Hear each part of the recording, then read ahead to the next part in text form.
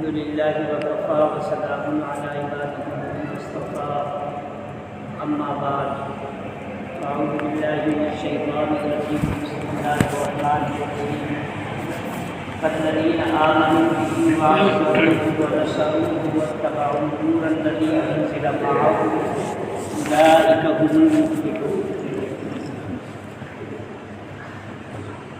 میرے محترم دوستو، گزشتہ ہفتے میں نے یہی آیت کریمہ پڑھی تھی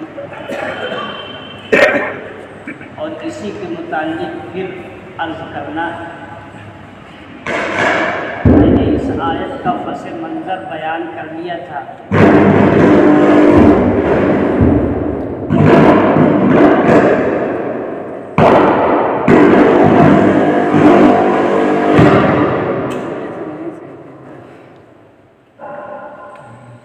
اور اب میں اسی کے متعلق کچھ باتیں عرض کر رہا ہوں کہ اللہ رب العزت نے ارشاد فرمایا کہ جو لوگ نبی پر ایمان لے آئے. ایمان میں نے عرض کیا تھا کہ ایمان دو طرح کا ہوتا ہے. ایک زبانی ایمان ہوتا ہے اور ایک حقیقی ایمان ہوتا ہے. زبانی ایمان تو یہ ہے کہ آدمی زبان سے اقرار کر لے کہ میں نبی صلی اللہ علیہ وسلم کو مانتا ہوں، لیکن حقیقی ایمان یہ ہے کہ نبی صلی اللہ علیہ وسلم جو کچھ لے کر آئے ہیں اس کی سچی پکی اتباع کر لیں. چنانچہ روایت میں نے آپ کے سامنے بیان کی کہ اللہ کے رسول صلی اللہ علیہ وسلم نے ارشاد فرمایا لا یؤمن احدکم حتی یکون ہواہ تبعا لما جئت بہ. تم میں کا کوئی مومن ہو ہی نہیں سکتا یہاں تک کہ اس کی خواہشات میری لائی ہوئی شریعت کے تابع ہو جائے. یعنی جو کچھ میں لے کر آیا ہوں وہی اس کی خواہش بن جائے، وہی اس کا سمجھ جائیے. جیسے کہتے ہیں بھئی آدمی کی بود و باش، رہن سہن اس کا آپ صلی اللہ علیہ وسلم کے طرز کے مطابق ہو جائے. چنانچہ اب مومن کامل کب ہوگا؟ بہت سے موقعوں پر آپ صلی اللہ علیہ وسلم نے ارشاد فرمایا واللہ لا یؤمن واللہ لا یؤمن واللہ لا یؤمن. خدا کی قسم وہ مومن نہیں ہو سکتا، خدا کی قسم وہ مومن نہیں ہے، خدا کی قسم وہ مومن نہیں. جب آپ نے 3 مرتبہ قسم کھائی صحابہ کرام دہل گئے اور خوف سے عرض کرنے لگے قالوا من ہوا یا رسول اللہ. صحابہ کرام نے کہا اللہ کے رسول وہ کون آدمی جس کے بارے میں آپ ایمان عدم ایمان کی گواہی دے رہے ہیں؟ تو آپ نے ارشاد فرمایا الذی لا یأمن جارہ بوائقہ، کہ وہ شخص جس کا پڑوسی اس کی تکلیفوں سے معمون نہ رہے. یعنی یہ شخص مومن نہیں ہے کہ اس کا پڑوسی اس سے دکھی ہو اور اس کا پڑوسی وہاں رہ کر اس کی ہر سرد و گرم برداشت کرتا ہو. یہ شخص مومن نہیں ہو سکتا. آپ خود اندازہ لگائیں کہ کس قدر آپ نے قسم کھا کر ارشاد فرمائی اور آپ کی قسم ایک معنی رکھتی اور 3 مرتبہ آپ نے فرمایا. اس سے پتہ چلتا ہے کہ جب آدمی حق اللہ کے ساتھ حق العباد بھی ادا کرے گا تو صحیح معنوں میں وہ مومن ہوگا. حق اللہ کی بھی فکر رکھے، حق العباد کی بھی فکر رکھے. اسی طریقے سے آپ نے ارشاد فرمایا لا یؤمن حتی اکون احب الیہ من والدہ وولدہ والناس اجمعین. تم میں کا کوئی مومن نہیں ہو سکتا یہاں تک کہ میں اس کے مال سے، اس کی اولاد سے اور تمام انسانوں سے زیادہ محبوب تر نہ بن جاؤں. یعنی مجھ کو تمام چیزوں پر وہ فوقیت دے، اولاد پر بھی فوقیت دے، مال پر بھی فوقیت دے، تمام دوستوں پر بھی فوقیت دے، تب جا کر وہ اس کا ایمان کامل ہوگا. آپ اندازہ لگائیں کہ ایک مرتبہ حضرت عمر فاروق رضی اللہ تعالیٰ عنہ سے اللہ کے رسول صلی اللہ علیہ وسلم نے ارشاد فرمایا کہ عمر تم جو ہے میرے بارے میں کیا سمجھتے ہو، یعنی تمہارا مجھ پر ایمان، یعنی مجھ کو سب سے زیادہ عزیز سمجھتے ہو؟ تو انہوں نے عرض کیا کہ یا رسول اللہ میں تمام اولاد سے، تمام انسانوں سے آپ کو عزیز اور محبوب سمجھتا ہوں۔ تو آپ نے فرمایا اپنی جان سے؟ جب اپنی جان سے کہا تو اس موقع پر اللہ جو ہے حضرت عمر رضی اللہ تعالیٰ عنہ نے تھوڑا توقف فرمایا، اور توقف فرمانے کے بعد پھر فرمایا کہ ہاں اللہ کے رسول میری جان سے بھی زیادہ آپ محبوب۔ فرمایا الآن یا عمر، اے عمر اب تیرا ایمان ہو گیا کامل۔ یعنی یہ حضرت عمر فاروق رضی اللہ عنہ اپنی جان سے زیادہ محبت تھی، لیکن اب وہ پتہ نہیں چل رہا تھا، اس لیے توقف فرمایا، اور توقف کر کے سوچا کہ ہاں مجھے اللہ کے رسول صلی اللہ علیہ وسلم کی ذات اقدس سے کیا جو ہے آپ میری جان سے بھی زیادہ آپ محبوب ہیں۔ جب انہوں نے سوچ لیا اور بالکل اس بارے میں صحیح فیصلہ آیا، تب انہوں نے عرض کیا کہ یا رسول اللہ مجھے آپ کی جان سے بھی زیادہ، میرے جان سے بھی زیادہ آپ محبوب ہیں۔ اب اس سے اندازہ لگائیے کہ یہاں قرآن پاک میں فرمایا گیا فالذین آمنوا بہ، وہ لوگ یعنی ان پر اللہ کی رحمت ہوگی، اور ان کے لیے سأکتبھا للذین یتقون ویؤتون الزکاۃ۔ اب اسی پر عطف ہے کہ میں رحمت کو ان لوگوں کے لیے لکھوں گا جو ایمان لے آئیں گے، تقوی اختیار کریں گے، اور ان لوگوں کے لیے لکھوں گا رحمت کو جو ایمان لے آئے آپ پر۔ اب چاہے وہ یہودی ہو اس زمانے کا، چاہے وہ نصرانی ہو، اگر آپ صلی اللہ علیہ وسلم پر ایمان نہیں لایا تو آپ کی بعثت کے زمانے میں پھر نہیں لکھے گی۔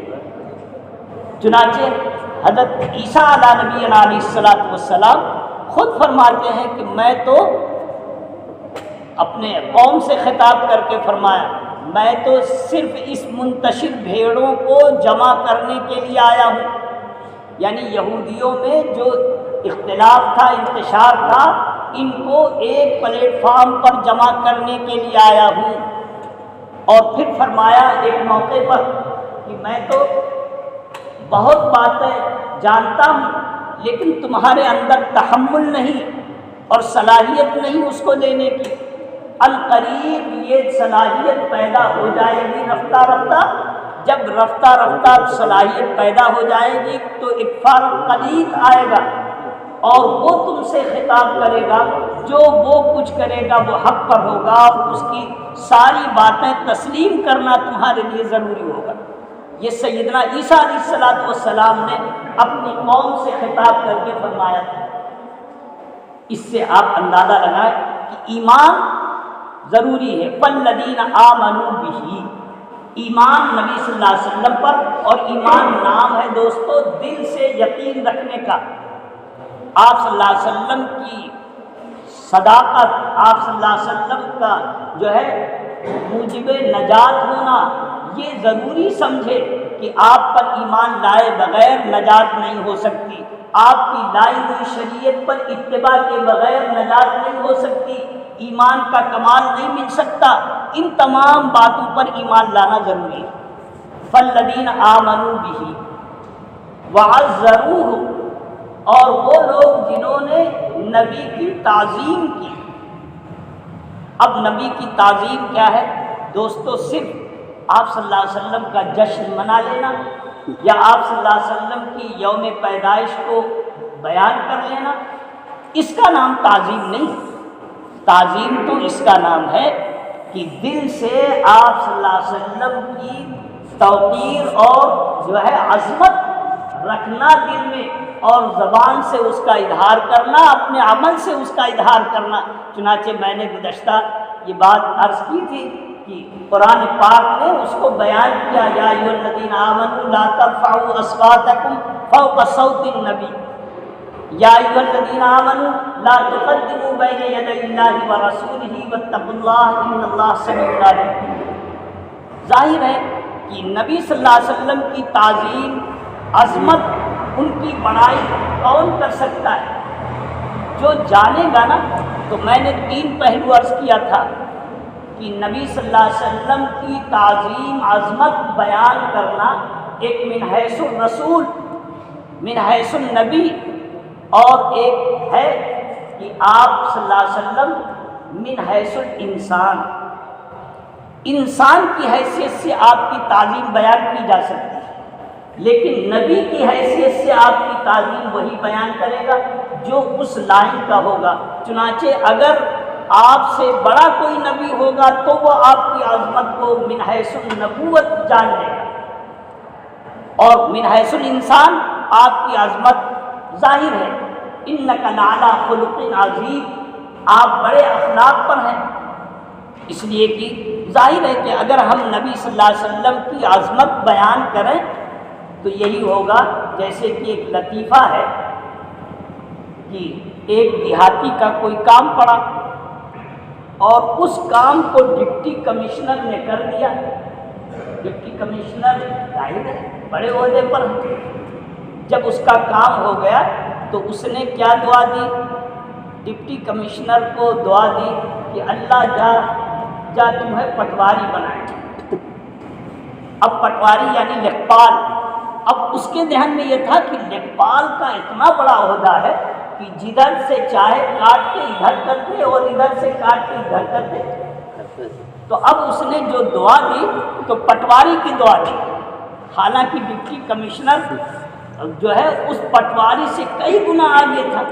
تو یہی حال ہم دیہاتیوں جیسا ہے کہ اگر آپ کی شان منقبت کو ہم بیان کریں، آپ کی نبوت اور رسالت کو بیان کریں، تو یہی ہوگا کہ آپ کہیں گے کہ جو ہے پٹواری ہو، یعنی آپ صلی اللہ علیہ وسلم اتنے اونچے مقام پر ہو جائیں۔ اسی لیے دوستو، جب ہم آپ صلی اللہ علیہ وسلم پر درود بھیجتے ہیں تو کوئی نعمت کا نام لیتے ہیں سوائے مقام محمود کے، وَبَعَثْهُ مَقَامًا مَحْمُودًا الَّذِي وَعَدتَّهُ، لیکن اس کے علاوہ کوئی رحمت، اے اللہ آپ کو مالدار بنا دے، یا اللہ آپ کو عزت دار بنا دے، یا اللہ آپ کی شہرت پوری دنیا میں کر دے، نہ، بس کیا دعا کرتے ہیں؟ اللہم صلی علی محمد، اے اللہ تو رحمت نازل فرما دے، چونکہ اب بڑا ہے اللہ، جو ہے اللہ تعالیٰ بڑے ہیں نبی پاک صلی اللہ علیہ وسلم سے، اس لیے بڑا جب اپنے چھوٹے پر رحمت اور شفقت نازل کرے گا تو وہی جان سکتا ہے کہ یہ کہاں تک پہنچے ہیں اور اس کے آگے ان کو کیا عطا کرنا ہے، وہ جانتے ہیں۔ ہم اگر آپ کے لیے کوئی دعا کریں تو دعا مخصوص اور متعین نہیں کر سکتے، اسی لیے ہم صلاۃ و سلام بھیجتے ہیں، اللہم صلی علی محمد وعلی آلہ وصحبہ اجمعین۔ تو دوستو اس انداز سے آپ اندازہ لگائیں، غور کریں، آپ کسی کے لیے تو یہ دعا کرتے ہیں اللہ ہم کو مقام صدیقیت پر فائز کر دے اگر ہم جیسا انسان ہے، لیکن نبی صلی اللہ علیہ وسلم کے لیے ہم یہ دعا نہیں کرتے، ہم تو یہ دعا کرتے ہیں اس لیے کہ ان تمام مقامات کو وہ پہنچ چکے ہیں، ان مقامات سے وہ بڑے ہیں۔ اسی لیے تو کسی عربی شاعر نے کہا تھا، یا صاحب الجمال و یا سید البشر من وجهک المنیر لقد نور القمر، اے جمال والے اور اے انسانوں کے سردار، آپ ہی کے طفیل تو اس چاند کو روشنی ملی ہے، من وجهک المنیر لقد نور القمر لا يمكن الثناء كما كان حقه، آپ کی تعریف تو جیسا آپ کا حق ہے کوئی کر ہی نہیں سکتا دنیا میں۔ اسی لیے تو اللہ کے حوالے کرتے ہیں، لا يمكن الثناء كما كان حقه، بعد از خدا بزرگ تو یہ قصہ مختصر، بس حاصل کلام یہ ہے کہ خدا کے بعد آپ کا سب سے اونچا مقام، اللہ کے بعد سب سے اونچا مقام آپ کا ہے۔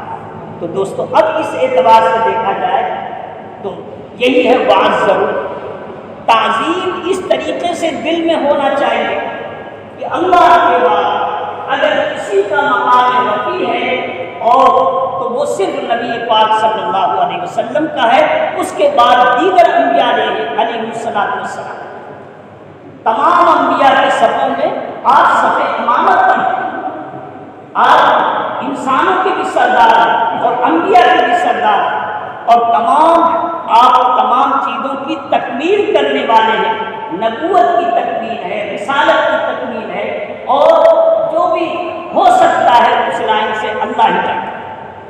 تو دوستو، بات ضرور اللہ کے رسول صلی اللہ علیہ وسلم کی جنہوں نے تعظیم کی، وہ لوگ ان کے لیے اللہ تعالیٰ رحمت لکھیں گے۔ اور پھر فرمایا وَنَصَرُوهُ، اور جنہوں نے نبی صلی اللہ علیہ وسلم کی مدد کی۔ دوستو، مدد کا کیا مطلب؟ آپ صلی اللہ علیہ وسلم آتا ہے کہ اللہ کے بعد سب سے غیرت مند اللہ کے رسول صلی اللہ علیہ وسلم، یوں فرمایا انا اغیر بنی آدم، میں انسانوں میں سب سے زیادہ باغیرت ہوں، واللہ اغیر منی، اور اللہ مجھ سے زیادہ غیرت ہے۔ اب غیرت مند اتنے تھے کہ آپ صلی اللہ علیہ وسلم اگر اونٹ پر بیٹھ جاتے اور آپ کی کمچی گر جاتی تو آپ کسی سے سوال نہیں کرتے تھے کہ ذرا مجھے اٹھا کے دے دو، بلکہ آپ اپنے اونٹ کو بیٹھاتے اور بیٹھانے کے بعد نیچے اترتے اور خود اپنی کمچی لیتے اور پھر آپ بیٹھتے۔ اس قدر تھا دوستو، یہاں تک جب آپ ہجرت کا موقع آیا، آپ صلی اللہ علیہ وسلم ذرا اندازہ لگائیں کہ ہجرت کا موقع ہے، روزانہ صدیق اکبر رضی اللہ تعالیٰ عنہ پوچھ رہے ہیں یا رسول اللہ حکم آیا، آپ نے سب کو اجازت دے کہ ہاں مدینہ جا سکتے، سب لوگ جائیں، جو موقع پا جائیں مسلمان، ہجرت سب لوگ کر رہے ہیں، لیکن آپ صلی اللہ علیہ وسلم بغیر اللہ کی اجازت کے ہجرت نہیں کر سکتے، اس لیے کہ نبی اپنا وطن بغیر حکم الہی کے، بغیر اذن الہی کے وہ اپنا وطن نہیں چھوڑ سکتا۔ چنانچہ یہی ہوا کہ آپ صلی اللہ علیہ وسلم کو اجازت ملے، آپ اس کے انتظار میں تھے، چنانچہ اجازت ملی، لیکن صدیق اکبر رضی اللہ تعالیٰ عنہ بھی جانے کا ارادہ کر رہے تھے۔ آپ صلی اللہ علیہ وسلم نے فرمایا ابو بکر تم میرے ساتھ چلو، چنانچہ اجازت، اتنا تو اشارہ مل گیا کہ نبی کے ساتھ جانا، چنانچہ انہوں نے ارادہ کر دیا، بلکہ بعض روایتوں میں ہے کہ کچھ دور تشریف بھی لے گئے تھے، اور پھر ایک سردار نے آپ کو واپس جو ہے کہ اگر آپ چلے گئے تو مکہ خالی ہو جائے گا، ایسے انسان سے مکہ خالی رہے یہ مجھے گوارا نہیں، چنانچہ اپنی امان میں لے کر آپ کو آئے۔ اس کے بعد لیکن آپ صلی اللہ علیہ وسلم حضرت ابو بکر صدیق رضی اللہ عنہ کی عادت شریفہ تیز قرآن پڑھنے کی تھی۔ اب مشرکین اسی سے چڑھتے تھے کہ ہمارے بیوی بچے یہ ان کے ساحرانہ کلام سنتے ہیں اور ان کے اس میں آ جاتے ہیں۔ بات مجھے یہ عرض نہیں کرنا ہے۔ اب اس موقع پر جب ایک مرتبہ آپ صلی اللہ علیہ وسلم تشریف لائے ان کے گھر اور کہا کہ ابو بکر اب مجھے اجازت مل گئی، تو انہوں نے خوش ہو کے کہا کہ یا رسول اللہ میں نے 2 اونٹنی فربا قسم کی تیار کر رکھی ہے ہجرت کے لیے، تو آپ جو ہے فرمایا کہ ہاں ٹھیک ہے، لیکن میں وہ 1 اونٹنی قیمت سے لوں گا۔ انہوں نے کہا یا رسول اللہ میرا تو سب کچھ آپ پر فدا ہے، پھر آپ مجھ سے اتنی غیرت کرتے ہیں؟ کہہ بیٹھے صدیق اکبر رضی اللہ عنہ، لیکن انہوں نے کہا نہیں، اس ہجرت کے اس میں اپنے اوپر جو مال خرچ کروں گا اپنا خرچ کروں گا۔ اب یہ جو کہا ظاہر غیرت کا اندازہ لگائیے کہ صدیق اکبر رضی اللہ تعالیٰ عنہ خود ایک یوں سمجھیے کہ صدیق اکبر یار غار کہے جاتے ہیں، اس کے باوجود پھر ان کی اونٹنی خریدی ہوئی قیمت سے لینے پر تیار ہے، بلا قیمت لینے پر نہیں تیار، اس قدر غیرت۔ لیکن یہاں حکم آ رہا ہے کہ جو لوگ نبی کی مدد کریں، تو جب نبی غیرت مند ہے، لینے کے لیے تیار نہیں، تو نبی کی مدد کیسے ہو؟ اب دوستو یہاں مال کی مدد نہیں کرنی ہے، نبی کی خدمت نہیں کرنی ہے، نبی کے مشن کی مدد کرنی ہے۔ نبی جو طریق اور دین لے کر آئے تھے، اس دین کی مدد کرنی ہے۔ جو اس دین کی مدد کرے گا، اللہ رب العزت اس کے لیے رحمت لکھے گا۔ اب دین کی مدد، دین کیا ہے؟ دین کا ایک ابتدائی مرحلہ ہے اور ایک دین کا انتہائی مرحلہ ہے۔ دین کا ابتدائی مرحلہ توحید، دعوت و تبلیغ یہ ہے، یعنی اس اعتبار سے کہ اللہ کے رسول صلی اللہ علیہ وسلم جو لے کر آئے اس کی دعوت، توحید لے کر آئے اس توحید کی دعوت، جو دین لے کر آئے اس دین کو پھیلاؤ۔ اس طریقے سے یہاں ایک ابتدائی مرحلہ اس کی جو ہے اللہ کے رسول صلی اللہ علیہ وسلم کی مدد کرنی ہے۔ وَرَسَوْلُ جنہوں نے نبی کی مدد کی، یعنی نبی کے لائے ہوئے مشن کی اور نبی کے لائے ہوئے طریقے کی جس نے مدد کی کہ اس کو پھیلایا، اس کو حاصل کیا، اس پر عمل کیا، یہ سب مدد میں شامل ہے۔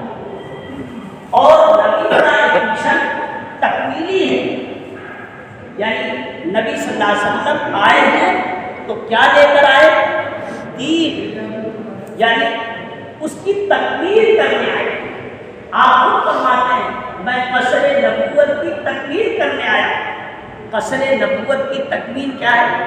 ظاہر ہے کہ ہر نبی دعوت دے رہا ہے، ہر نبی دعوت دے رہا ہے، لیکن یہاں اس دعوت کو تمام ادیان پر غالب کر رہا ہے۔ چنانچہ تین موقع پر قرآن پاک میں اللہ رب العزت نے فرمایا هو الذی ارسل رسولہ بالہدی ودین الحق لیظہرہ علی الدین کلہ ولو کرہ المشرکون۔ کہیں فرمایا ولو کرہ الکافرون، تین موقعوں پر فرمایا اللہ وہ ذات ہے جس نے اپنے رسول کو ہدایت خدا سے بات قرآن اور دین حق سے مراد جو نبی پاک صلی اللہ علیہ وسلم طریقہ لے کر آئے، سچا طریقہ، دین حق، وہ سچا دین، سچا طریقہ اور قرآن جو آپ لے کر آئے ہیں، اس کو اللہ تعالیٰ نے بھیجا ہے اپنے رسول کو دے کر لیظہرہ علی الدین کلہ، تاکہ اس کو سارے ادیان پر ظاہر کر دیں، غالب کر دیں۔ دوستو اس کا نام ہے، یعنی ایک تو انفرادی طور پر کام کرنا ہے، ایک اجتماعی، یعنی ایسا اجتماعیت ہو کہ شان اسلام ظاہر ہو۔ ہر جو ہے نماز اسی لیے دیکھیے جماعت سے مشروع ہے تاکہ شان صلاۃ ظاہر ہو۔ اسی طریقے سے اسلام کی ایک تہذیب ہو اور اسلام کا ایک تمدن ہو، اس کا ایک چرچا ہو، سارے تمدن پر اور ساری تہذیب پر اس کا غلبہ ہونا چاہیے۔ اس لیے کہ یہاں اللہ کے رسول صلی اللہ علیہ وسلم کو اسی بات سے بھیجا گیا ہے اور قیامت تک رہے گا۔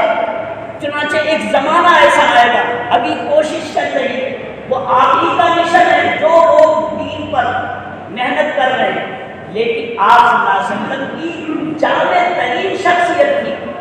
آپ موقع کے حاکم بھی تھے، آپ جو ہے داعی بھی تھے، سچے پکے داعی بھی تھے، اور آپ صلی اللہ علیہ وسلم قاضی قضات بھی تھے، اور آپ سپہ سالار بھی تھے، اور آپ یہاں تک کہ اس انداز سے کہ شوہر کیسے رہتا ہے، باپ کیسے رہتا ہے اور بیٹا بن کر کیسے رہتا ہے، قوم میں کیسے رہا جائے گا، اپنوں میں کیسے رہا جائے گا، غیروں میں کیسے رہا جائے گا، سب آپ نے سکھایا۔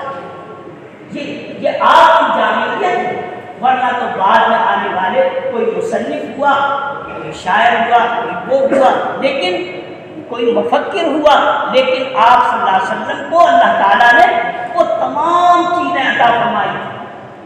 اسی کو دوستو اللہ تعالیٰ نے جو کچھ عطا کیا تھا اس 13 سالہ زندگی میں، آپ غار حرا میں تشریف لے گئے، 6 مہینے تک غار حرا میں آتے جاتے رہے۔ اس وقت علماء لکھتے ہیں کہ آپ کی عبادت کیا ہوتی تھی؟ التفکر فی خلق اللہ اور التفکر فی عبادت اللہ، اور جو کچھ اللہ تعالیٰ کو منکشف کرنا تھا اس 6 مہینے میں اللہ تعالیٰ نے آپ کے قلوب پر سب منکشف کر دیا۔ چنانچہ آپ 13 سالہ مکی زندگی اور 10 سالہ مدنی زندگی میں اسی تفکر کو آپ پھیلاتے ہیں۔ چنانچہ آپ نے اس انداز سے، تو دوستو قرآن میں ہے الیوم اکملت لکم دینکم واتممت علیکم نعمتی ورضیت لکم الاسلام دینا۔ معلوم یہ ہوا کہ ایک تو حیثیت ہے ابتدا کی نصرت ہے کہ ہم اللہ کے دین کی دعوت دیں، اب اس کے بعد پھر مرحلہ آتا ہے کہ دین کا کمال ہر لائن سے یہ پیش کرنے کی کوشش کریں، اور ایسی اجتماعیت کے ساتھ ہو، معاشرہ ہو تو اسلامی ہو، معاملات ہو تو اسلامی ہو، اور اخلاق ہو تو اسلامی ہو۔ ایسا نہ ہو کہ یہود کا کلچر ہم کو بہت اچھا لگتا ہے، نصارہ کی تہذیب ہم کو بہت اچھی لگتی ہے، نہ تب یہ اسلام کا لمحہ نہیں ہوا۔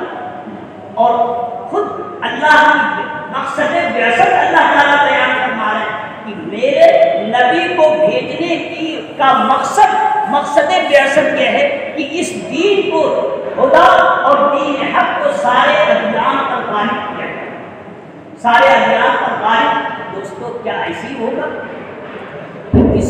کوئی کسی طرف راگ الاپ رہا ہے، کوئی کسی طرف جا رہا ہے، کوئی کسی طرف جا رہا ہے؟ دوستو یہ نہیں، یہ ظاہر ہے کہ مقصد بعثت کے خلاف ہے، یہ اللہ کے نبی صلی اللہ علیہ وسلم کی نصرت نہیں ہے۔ اگر نصرت ہے تو آپ جو ہے اللہ کے لائے ہوئے سچے، اللہ کے رسول کے لائے ہوئے سچے طریقے کی آپ مدد کے لیے کھڑے ہو جائیں، عملی، کہ آپ ایمان بھی لائیں، اس پر یقین بھی کریں، اس پر عمل بھی کریں، اس کی اشاعت بھی کریں، اور اس کے ساتھ پھر لوگوں کو حوصلہ دلائیں، اور اگر کوئی آدمی اس سے کٹ رہا ہے تو اس کو جوڑنے کی کوشش کریں۔ کوئی آدمی ایسا نہ ہو کہ بھیڑوں کا جو ریوڑ ہے اس سے کوئی علیحدہ ہو جائے، ورنہ دوستو پھر دین کا غلبہ نہیں ہوگا۔ تو یہاں یہی بات کہی جا رہی ہے۔ معلوم یہ ہوا کہ مسلمانوں کی ایسی اجتماعیت مطلوب ہے جو کافروں پر گراں گزرے، جو مشرکوں پر گراں گزرے۔